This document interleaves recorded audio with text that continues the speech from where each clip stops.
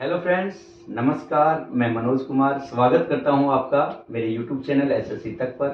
Percentage की series हमारी continue चल रही है। अभी तक हमने 15 क्लासें कर ली हैं और 106 क्वेश्चन कर चुके हैं। 150 क्वेश्चन का हमारा टारगेट है और इसके बाद हम करने वाले हैं प्रीवियस ईयर क्वेश्चन, जिसमें एसएससी सीजीएल के 3+ मेंस, सीएचएसएल के, सीपीओ के, एमटीएस के, जीडी के और जो भी इंपॉर्टेंट क्वेश्चन होंगे वो हम सभी करने वाले हैं। उम्मीद कर रहा हूँ आपको बहुत अच्छा समझ में आ रहा होगा। कहीं भी अगर कोई डाउट है और कुछ आपको इम्प्रूवमेंट चाहिए तो प्लीज़ आप कमेंट करके बताइए। चलिए, हम ज़्यादा समय खराब नहीं करेंगे और उम्मीद करता हूँ आपकी तैयारी बहुत अच्छी चल रही होगी। आप अच्छे से नोट्स बना रहे होंगे, चीज़ें आपको क्लियर हो रही हैं। चलिए हम कंटिन्यू करते हैं। क्वेश्चन 107।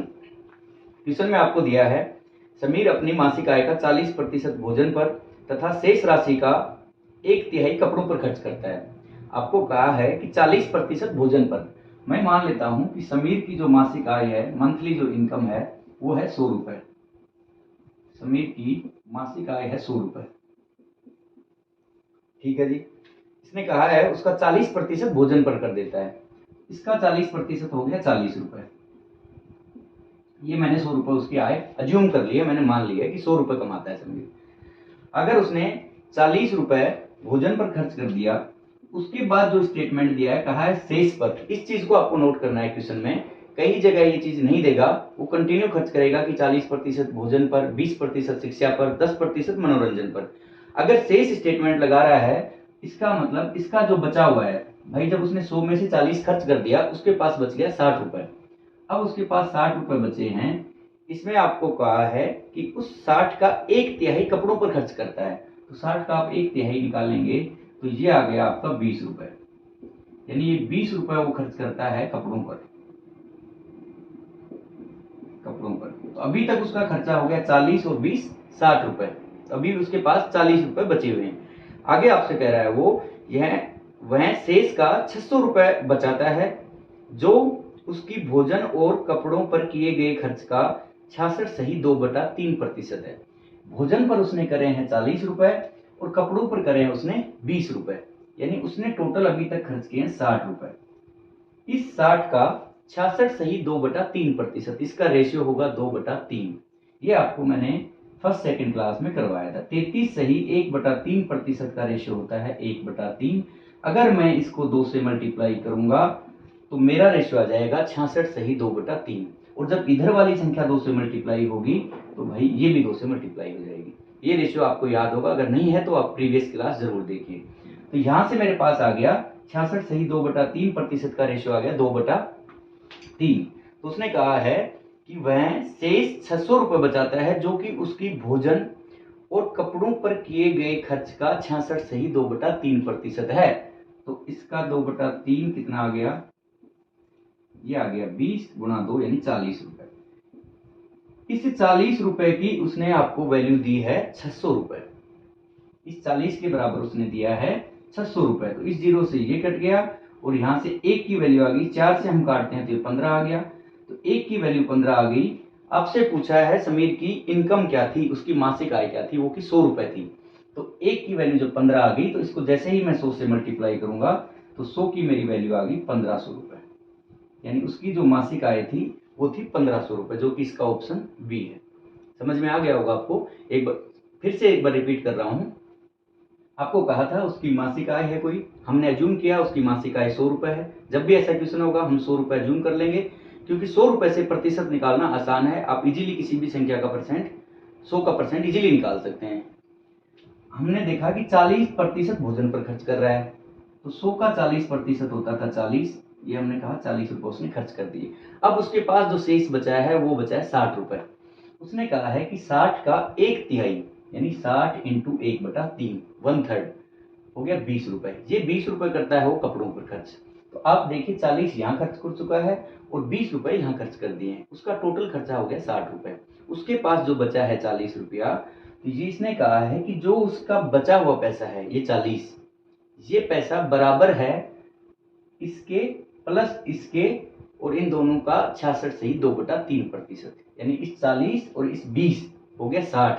इस 60 का 66 सही 2/3%, वो मैंने इधर निकाल दिया था नीचे कि 60 का 66 सही 2/3% का रेशियो होता है 2/3।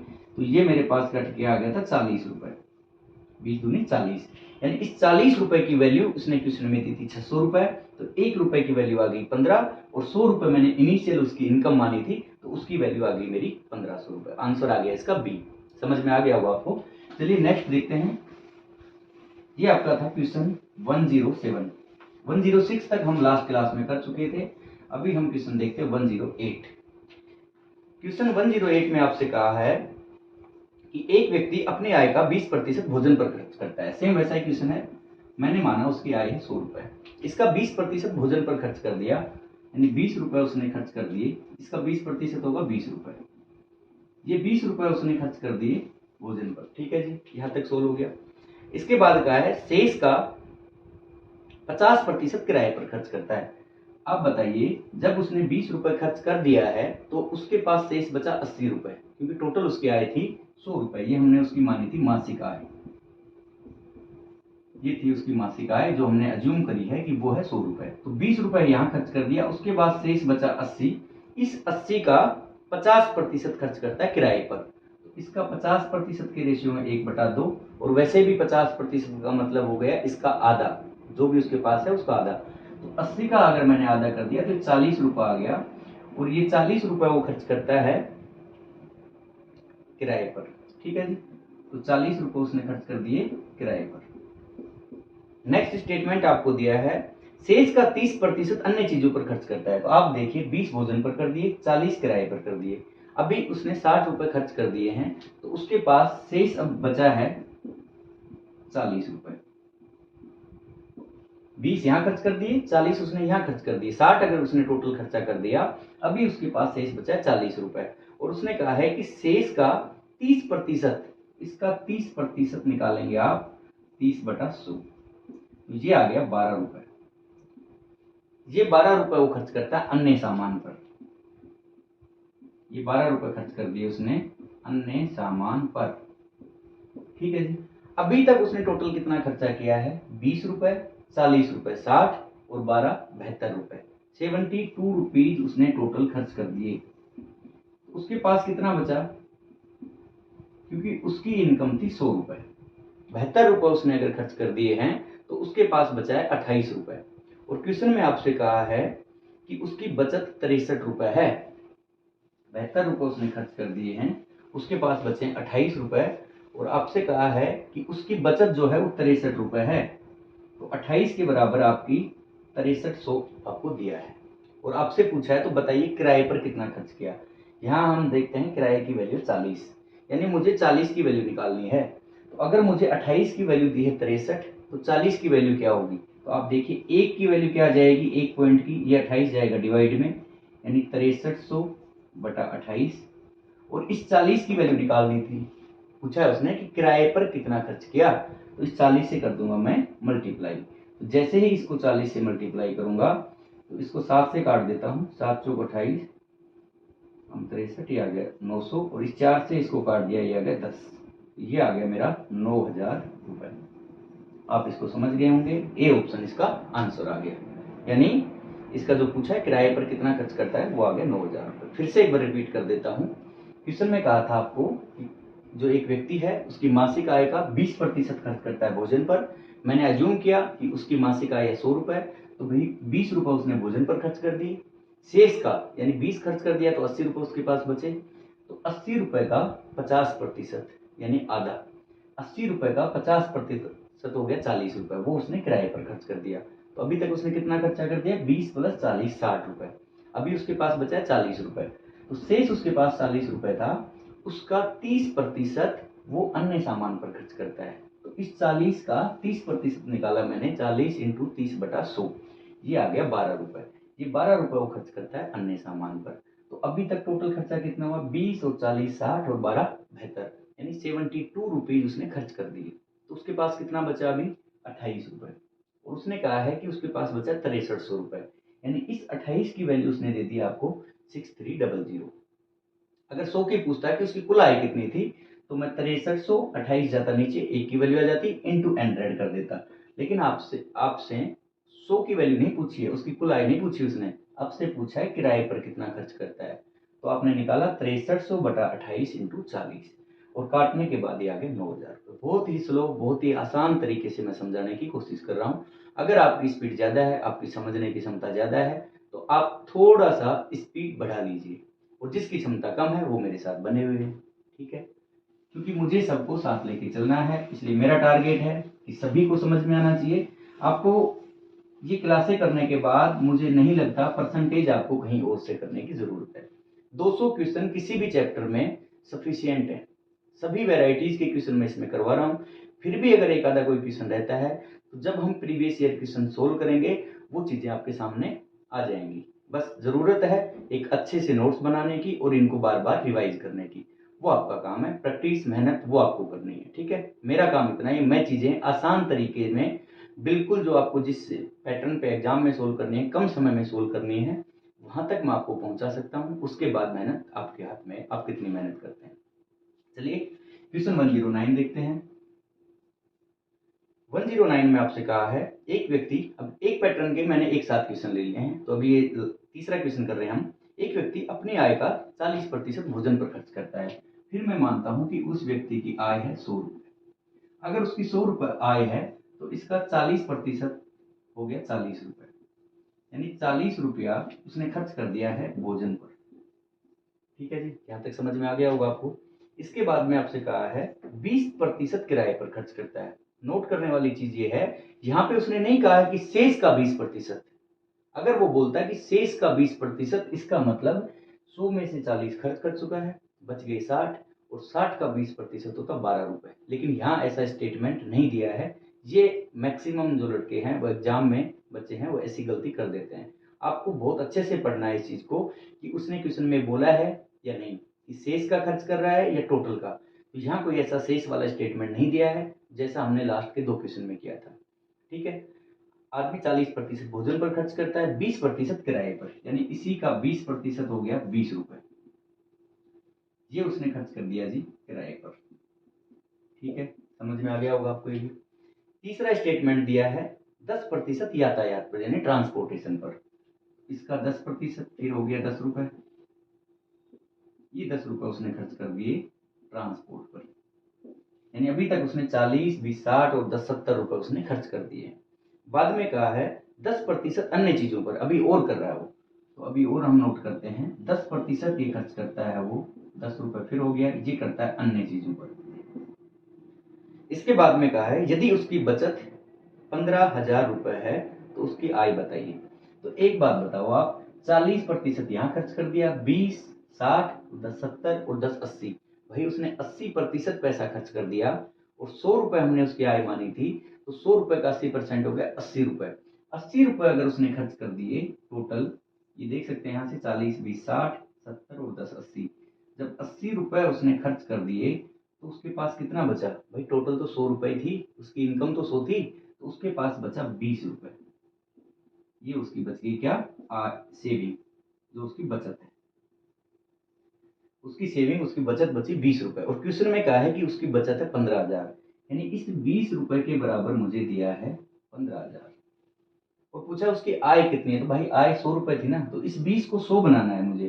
तो मैं अगर इसको 5 से मल्टीप्लाई कर दूं तो 100 बन जाएगा। जब एक संख्या 5 से मल्टीप्लाई हो रही है, तो ये भी 5 से मल्टीप्लाई हो जाएगी, यानी मेरी 100 की वैल्यू आ गई 75,000 रुपए। यानी उस व्यक्ति की जो कुल आय थी वो थी 75,000 रुपए। बहुत ही आसान क्वेश्चन था। इसको इसलिए समझाया है कि इसमें शेष वाला स्टेटमेंट नहीं था। कभी आप कंटिन्यूअस क्वेश्चन देखें और आप शुरू हो गए कि 40%, इसका मतलब शेष का ही दिया होगा, ऐसा नहीं है। आपको स्टेटमेंट अच्छे से पढ़ना है। चलिए समझ में आ गया होगा, इसमें ऐसा कुछ भी नहीं था। 100%, उसकी आय हमने 100 रुपए मान ली थी। 40, 20, 10, 10 ये अलग अलग उसने प्रतिशत दिए हैं, इतना इतना उसने खर्च किया है। तो टोटल उसने खर्चा कर दिया था 60 और 20, 80 रुपए खर्च कर दिए। तो उसके पास बचे 20 रुपए, और उसने कहा है कि 20 नहीं बचे, उसके पास बचे 15,000 रुपए। यानी इस 20 की वैल्यू दी है 15,000 रुपए। तो पूछा आय कितनी थी, आय तो भाई 100 रुपए मानी थी, तो इस 20 को मुझे 100 बनाना है। तो 20 को 5 से मल्टीप्लाई किया, तो 15,000 भी 5 से मल्टीप्लाई हो गया, और आंसर आ गया 75,000 रुपए, जो कि इसका ऑप्शन ए है। ठीक है, उम्मीद कर रहा हूँ आपको समझ में आ गया होगा। बहुत ही आसान क्वेश्चन था। चलिए क्वेश्चन देखते हैं 110। क्वेश्चन 110 में आपको दिया है, नेक्स्ट टाइप देखते हैं। दो संख्याओं का अनुपात 4:5 है। दो संख्याएं हैं, इसका अनुपात है 4:5। दोनों संख्याओं में 4 की वृद्धि की जाती है, यानी इन दोनों संख्याओं में 4 ऐड किया जा रहा है, तो इसका अनुपात बन जाता है 5:6। ठीक है, आपसे पूछा है तो दोनों संख्याओं का योग क्या होगा, दोनों संख्याओं का ऐड आपसे पूछा है, ये आपको निकालना, ये क्वेश्चन दिया है। एक बार बेसिक से सोल्व करते हैं, उसके बाद एग्जाम में कैसे सोल्व करना है, सोल्व पैटर्न क्या होगा उस पर देखते हैं। चलिए बेसिक से सोल्व करते हैं इसको हम। मैं इनको मान लेता हूं, क्योंकि जब भी संख्या में ऐड करने की बात आएगी, पहले की क्लासों में भी डिस्कस कर चुके हैं, जब संख्या में रेशियो में जब भी ऐड करना होगा, हम सीधा ऐड नहीं करेंगे, क्योंकि ये रेशियो है, इसमें सीधी संख्या ऐड नहीं होगी। ऐड करने के लिए इसके साथ हमें x लगाना है। ठीक है, अभी मैंने बना दी संख्या हो गई अब ये 4x और ये 5x। अब मैं कोई भी इसमें ऐड कर सकता हूँ। 4 में ऐड नहीं कर सकता था, क्योंकि 4 एक अनुपात था, तो मेरे पास संख्या बन गई 4x। इसमें मैंने 4 ऐड करना है, क्योंकि उसने कहा दोनों में 4 ऐड करें, तो इसमें भी 4 जोड़ूंगा और इसमें भी 4, तो मैंने 4x में 4 जोड़ दिया। दूसरी संख्या मेरी है 5x, इसमें भी मैंने 4 ऐड कर दिया। बटा में कैसे आया, क्योंकि 4:5 को लिख सकते हैं 4/5, तो हमने ऐड कर दिया 4x + 4 और 5x + 4। ये बराबर हो जाता है ऐड करने के बाद 5:6 के, यानी 5/6 के। यहाँ से हम x की वैल्यू निकाल लेंगे, जैसे ही x की वैल्यू आएगी उसको यहाँ रखेंगे और इनका ऐड आ जाएगा हमारे पास दोनों संख्याओं का। चलिए देखते हैं एक बार। 6 से इसको मल्टीप्लाई करता हूँ तो हो गया 24x प्लस 6 × 4 24 बराबर, इस 5 को 5 से किया तो 25x और ये हो गया 20। ये जब इधर जाएगा तो मेरे पास बच गया x और यहाँ से आ गया 4, यानी जो x की वैल्यू आई है वो आ गई 4। तो आपसे पूछा था इनका टोटल क्या होगा, तो भाई अभी क्या आ रहा है टोटल, 5 और 4 9x, और x की वैल्यू मैंने 4 निकाल ली है, तो मेरा आंसर आ गया 9 × 4 बराबर 36, यानी संख्याओं का ऐड क्या था 36, जो कि इसका ऑप्शन डी है। समझ गए होगे आप, ये था x मान के। ऐसा इसलिए बताया है कि जब क्वेश्चन में यहाँ तो संख्याएं सेम ऐड की थी उसने, दोनों में 4 ऐड कर दें, रेशियो से बहुत आसानी से आ जाएगा, लेकिन जब वो क्वेश्चन में ऐसा बोलेगा कि एक संख्या में 2 ऐड किया जाता है, दूसरी संख्या में 2 घटा दिया जाता है, या एक संख्या में 5 ऐड किया जाता है, दूसरी संख्या में 3 घटा दिया जाता है, जब इन दोनों में चेंज करेगा, इस 4 और 4 में, यहाँ तो सेम दिया था, जब ये चेंज करेगा तो इसी पैटर्न से आप समझ लीजिए बहुत ही आसानी से सोल्व हो जाएगा। वो जैसा कहे, ये तो x मान के आप दोनों संख्याएं रखोगे, इसमें जो बोल रहा है कि पहले में 4 ऐड करो 5 घटाओ, जो बोल रहा है स्टेटमेंट दिया आप वैसा कर लीजिए, आंसर आ जाएगा। चलिए रेशियो से एक बार देखते हैं इसको कैसे सोल्व करेंगे, इतना समझ में आ गया होगा। स्क्रीनशॉट ले लीजिए और अपने रजिस्टर वगैरह नोट्स वगैरह में उतार लीजिए। अभी इसको हम देखते हैं रेशियो से। आपको दिया था कि संख्याओं का अनुपात है, पहली संख्या 4 है और ये है 5, ये आपको अनुपात दिया है 4:5, और 4 ऐड करने के बाद अनुपात बन गया 5:6। अब देखिए कितना बड़ा है यहाँ पे 1, यानी कितनी वृद्धि हुई 1 पॉइंट की। इस वाले अनुपात में देखता हूँ, संख्या में देखता हूँ मैं, यहाँ भी 1 पॉइंट की वृद्धि होगी, 4 से बढ़ के आ गया 5, तो दोनों साइड सेम बढ़ा है मेरा 1-1। और क्वेश्चन में भी उसने कहा है कि दोनों में 4 ऐड कर दिया जाए, यानी कि सेम आ गया, तो मैं इजीली इसके बराबर इस 1 पॉइंट की वैल्यू रख सकता हूँ 4, क्योंकि क्वेश्चन में दिया है। अगर ये दोनों सेम नहीं आते तो पहले मुझे इनको सेम करना पड़ता, यहाँ 1 आ जाता मानो, यहाँ 2 आ जाता, तो रेशियो के अकॉर्डिंग तो 1 बढ़ रहा है, इधर 2 बढ़ रहा है, और क्वेश्चन में उसने दिया था कि दोनों 4 बढ़ रहे हैं, दोनों संख्याओं में 4 ऐड किया है, तो मुझे पहले इनको बराबर करना पड़ता। लेकिन यहाँ पे ऑलरेडी क्वेश्चन में सेम आ गया हमारा कि यहाँ 1 पॉइंट बढ़ा, यहाँ भी 1 पॉइंट बढ़ा, तो इस 1 पॉइंट की वैल्यू होगी 4, क्योंकि उसने कहा दोनों संख्याओं में 4 ऐड कर दें। तो जब 1 की वैल्यू 4 होगी तो ये 4 बन गया, सबको 4 से मल्टीप्लाई करूंगा, ये बन गया 16, इसको भी 4 से मल्टीप्लाई करूंगा तो ये बन गया 20, और 20 + 16 दोनों का योग पूछा था आपसे, तो 16 और 20 हो गया 36, यानी इसका आंसर आ गया 36। बहुत ही आसान क्वेश्चन था, समझ में आ गया होगा। चलिए क्वेश्चन 112 देखते हैं। 110 हो गए अभी, क्वेश्चन 111। क्वेश्चन 111 में आपसे कहा है एक आदमी अपनी आय का 30% शिक्षा पर, शेष का 50% राशन पर खर्च करता है। फिर वैसा ही क्वेश्चन है, मैंने मान लिया उसकी आय है 100 रुपए, ये मैंने एज्यूम कर लिया कि उस व्यक्ति की जो इनकम है वो है 100 रुपए, 30% शिक्षा पर खर्च करता है, तो इसका 30% हो गया 30 रुपए, यानी ये 30 रुपए उसने खर्च कर दिए जी शिक्षा पर। ठीक है जी। नेक्स्ट आपको कहा है शेष का, यहाँ स्टेटमेंट दिया शेष का, यानी जो बच गया, तो 100 में से 30 खर्च कर चुका है, उसके पास बचे हैं 70 रुपए, यानी शेष का इस 70 रुपए का 50% राशन पर खर्च करता है। तो 70 का 50% कितना हो गया जी? आधा 70 का 35, यानी ये 35 रुपए वो खर्च कर देता है राशन पर। ठीक है जी, समझ में आ गया होगा। आगे आपसे कहा है बचे हुए धन में से 1000 रुपए मकान का किराया देता है। अब उसके पास जो पैसा बचा है उसमें से उसने 1000 रुपए मकान किराया दे दिया, मकान किराया दे दिया, और उसके बाद भी अंत में 1800 रुपए बचाता है। अभी भी उसके पास शेष है 1800 रुपए। पूछा है कि उसकी मासिक आय क्या थी। बहुत ही अच्छा क्वेश्चन है, छोटे से बस सोचने की जरूरत है। यहाँ तक आपने सोल्व कर लिया। 100 रुपए थे, 30 शिक्षा पर खर्च कर दिए, 35 रुपए राशन पर खर्च कर दिए, तो उसने टोटल अभी तक कितना खर्चा किया? 30 और 30 60, यानी 65। उसने 65 रुपए कह दो या 65% कह दो, क्योंकि हमने 100 रुपए माने हैं। 65% उसने खर्च कर दिए। ठीक है, तो उसके पास बचा है कितना? 35%। उसकी जो अभी बची है पूंजी वो है 35%, और ये 35% बराबर होगा, ये चीज देखना आप यहाँ पे, 1800 रुपए तो ये बचे हैं। अगर वो किराया नहीं देता, मकान किराया नहीं देता, तो कितने बचते उसके पास? 2800 रुपए। तो मैं ये कह सकता हूँ कि ये 35% बराबर हो जाएगा इस 2800 रुपए के, क्योंकि जो 35% उसके पास बचा है उसी में से तो 1000 रुपए उसने किराया दिया। तो मैं बोलता हूँ भाई किराया वापस रख अपना, तो उसके पास फिर 2800 रुपए हो गए, और ये 2800 रुपए बराबर हो गया इस 35% के, यानी 35% की वैल्यू आ गई 2800 रुपए। अनुपात में लिख सकते हो 7/20, इजीली कट जाएगा, ये आ जाएगा 4 और 20 चौक 80, आंसर सीधा निकल के आ जाएगा 8000 रुपए। लेकिन सोल्व कर लेते हैं। 1% की वैल्यू आ गई, ये 35 डिवाइड में आ जाएगा, और मैंने मानी थी आय उसकी 100 रुपए, तो 100 की वैल्यू के लिए मैं इसको 100 से कर दूंगा मल्टीप्लाई। 7 5 35 और 7 चौक 28, ये आ गया 20, और 4 दूनी 8, ये आ गया 8000 रुपए, यानी उसकी जो आय थी वो थी 8000 रुपए, जो कि इसका ऑप्शन बी आ गया। समझ गए होगे? फिर से एक बार रिपीट कर देता हूँ। 100 रुपए मैंने उसकी आय जून की कि उस व्यक्ति की आय है 100 रुपए, 30% उसने शिक्षा पर खर्च कर दिया, तो भाई उसके 30 रुपए खर्च हो गए। अभी उसके पास बचे 70 रुपए। शेष का, यानी इस 70 का 50%, तो 70 का आधा हो गया 35, ये 35 उसने खर्च कर दिया राशन पर। तो अभी तक टोटल उसका कितना खर्चा हो गया? 30 प्लस 35, यानी 65 रुपए। 65% या 65 रुपए, 65 खर्च कर चुका है, तो उसके पास बचा 35। तो मैंने लिखा है कि उसकी 35% जो बचा है, लेकिन उस 35 में से उसने 1000 रुपए मकान किराया दिया। मैं इस किराए को मानता हूं कि उसने नहीं दिया, तो नहीं दिया इसका मतलब टोटल कितना बच गया फिर? 2800।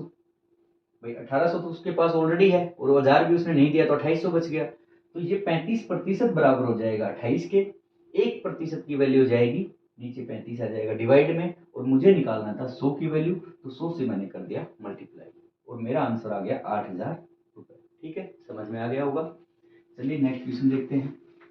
111 तक हमने कर लिए हैं, क्वेश्चन 112 से देखते हैं।